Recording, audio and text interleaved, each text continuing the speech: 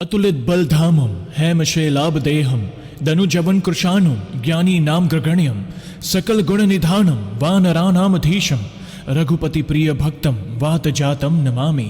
अर्थात अतुलित बल के धाम, सोने के पर्वत के समान कांति युक्त शरीर वाले दैत्य रूपी वन को ध्वंस करने के लिए अग्नि रूप, ज्ञानियों में अग्रगण्य, संपूर्ण गुणों के निधान, वानरों के स्वामी श्री रघुनाथ जी के प्रिय भक्त पवन पुत्र श्री हनुमान जी को मैं प्रणाम करता हूँ। जय श्री राम दोस्तों, कैसे हो आप? हमारी चैनल में आप सभी का स्वागत है। मैं हूँ आपका दोस्त जयेश वाघेला, फाउंडर ऑफ धार्मिकस्टोरी.com एंड सीक्रेट मिस्ट्रीज।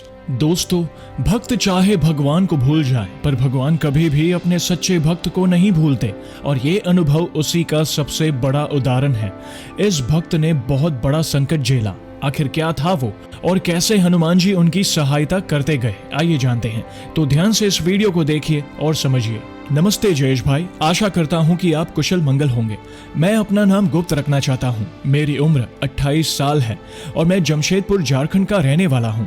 वैसे तो मैं बहुत छोटी उम्र से ही बजरंगबली की पूजा करते आ रहा हूं, पर उनकी चमत्कारी शक्तियों को कुछ दिन पहले ही महसूस किया। मेरे पापा बजरंगबली के बहुत बड़े भक्त थे और वो हर मंगलवार को बजरंगबली को सिंदूर लेपन यानी चोला किया करते थे।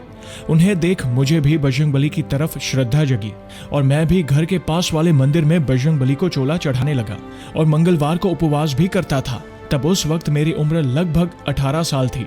बजरंगबली पे हमेशा मुझे विश्वास रहा है, पर उस वक्त उतनी समझ नहीं थी कि उनकी शक्तियों को समझ पाऊं।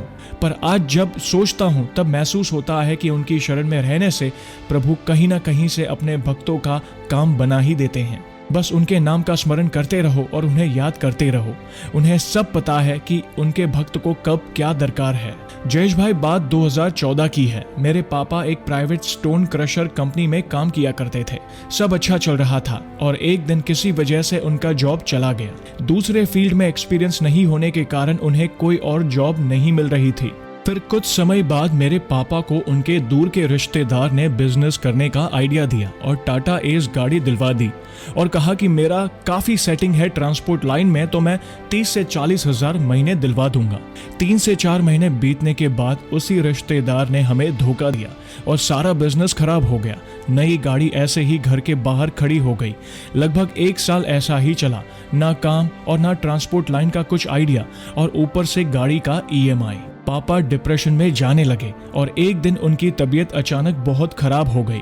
टेस्ट करवाने पर पता चला कि उनका हेमोग्लोबिन 5.5 पहुंच चुका था। वो 4 कदम भी नहीं चल पा रहे थे। डॉक्टर ने बताया कि हाइपरटेंशन की वजह से और स्टोन क्रशर के डस्ट एलर्जी से उनकी किडनी में उसका इफेक्ट हुआ है। हमने तुरंत चेन्नई ले जाकर बड़े हॉस्पिटल में उनका इलाज करवाया, पर कुछ दिन दवा चलने के बाद डॉक्टर ने बोला डायलिसिस करना पड़ेगा। डायलिसिस एक कॉस्टली प्रोसीजर है जिससे बॉडी का सारा टॉक्सिक वेस्ट निकाला जाता है। एक डायलिसिस की कीमत 2000 रुपए थी और डॉक्टर ने हफ्ते के 3 करवाने को कहा था। महीने में लगभग सब मिलाकर 30 से 35 हजार रुपए का खर्चा आ रहा था। हम सब बहुत डर चुके थे। पहले ही बिजनेस में काफी नुकसान हो चुका था और अब बीमारी में पानी की तरह पैसा जाने लगा, पर फिर भी हमने अपनी सारी जमा पूंजी लगा दी। मैं प्रभु की शरण में जा चुका था और उनकी सेवा करता था। उस वक्त मैं ग्रेजुएशन के फर्स्ट ईयर में था और पैसों की दिक्कत के चलते मैंने जॉब करने का फैसला किया। डिग्री पूरी नहीं होने के कारण मुझे कोई ढंग का काम नहीं मिल पा रहा था। फिर प्रभु का चमत्कार देखिए कि मुझे अचानक एक प्राइवेट कंपनी में नौकरी लग गई। कुछ महीने जॉब करने के बाद मुझे पता चला कि मुझे मेडिकल की फैसिलिटी मिलेगी, जिससे मैं अपने पापा का इलाज करवाने लगा। एक तरफ तकलीफ और दूसरी तरफ प्रभु की कृपा से अपने आप कहीं ना कहीं से काम बनते चले गए। ये बजरंगबली का ही आशीर्वाद था, पर मैं उस वक्त समझ नहीं पाया। लगभग 2 साल डायलिसिस करने के बाद 2016 में पापा का देहांत हो गया। शायद नियति को यही मंजूर था। उनके देहांत के 2 दिन पहले शनिवार को पापा की तबीयत बहुत ज्यादा खराब हो गई थी। उस दिन मैं बजरंगबली का चोला ही करने जा रहा था कि अचानक हॉस्पिटल से फोन आया कि उनकी तबीयत बहुत ज्यादा खराब हो गई है और उन्हें दूसरे हॉस्पिटल में शिफ्ट करना होगा। ये सुनते ही मुझे पूजा छोड़ के पापा के पास जाना पड़ा और फिर 2 दिन बाद हमने उन्हें खो दिया। पापा के जाने के बाद मैंने पूजा पाठ करना बिल्कुल छोड़ दिया था। भगवान पर से मानो मेरा विश्वास ही उठ गया था।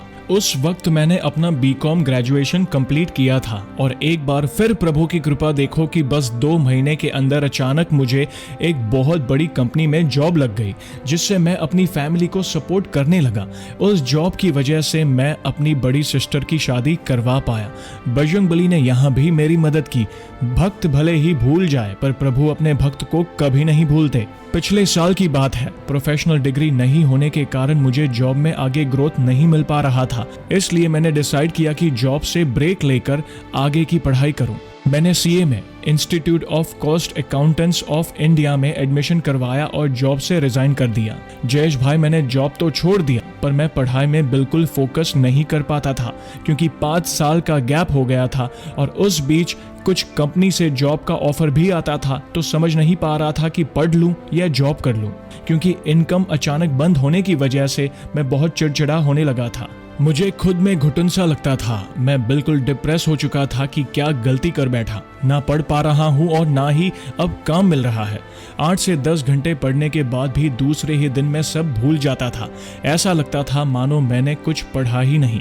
मुझे कुछ समझ ही नहीं आ रहा था कि आखिर हो क्या रहा है मेरे साथ। इतना बड़ा सिलेबस और जो कुछ भी पढ़ो वो भूलते चले जाओ। कई महीने लगातार ऐसा होते रहा। फिर अचानक इस अप्रैल महीने में मुझे YouTube पे आपका वीडियो मिला। मैंने आपका सारा प्लेलिस्ट चेक किया और मन ही मन खुश हो गया। उसमें मैंने हनुमान चालीसा के पाठ का चमत्कार देखा। मैंने भी 21 दिनों तक डेली 7 बार हनुमान चालीसा करने का संकल्प लिया और करने के बाद काफी चीजें बहुत हद तक ठीक होने लगी। जयेश भाई, मन ही मन मैंने हनुमान जी से प्रार्थना भी की कि अगर एग्जाम में पास हो जाऊं तो मैं 100 बार हनुमान चालीसा का पाठ करूंगा। और जयेश भाई, एग्जाम के 2 महीने बाद मेरा रिजल्ट आया और फर्स्ट अटेम्प्ट में मैंने सीए में इंटर एग्जाम पास कर लिया। मेरी तो खुशी का ठिकाना नहीं था। मैंने प्रभु को बहुत धन्यवाद किया और पिछले मंगलवार को ही उनकी पूजा करके 100 बार हनुमान चालीसा का पाठ पूरा किया। सच कहते हैं, बुद्धिहीन तनु जानिके सुमिरो पवन कुमार, बल बुद्धि विद्या देहु मोहि हरहु क्लेश विकार। आखिर मैं यही कहना चाहता हूँ कि जिस भक्त को जो भी तकलीफ है वो प्रभु से कहे। अगर रोना भी है तो उनके सामने रोए। देखना, प्रभु आपकी सहायता जरूर करेंगे।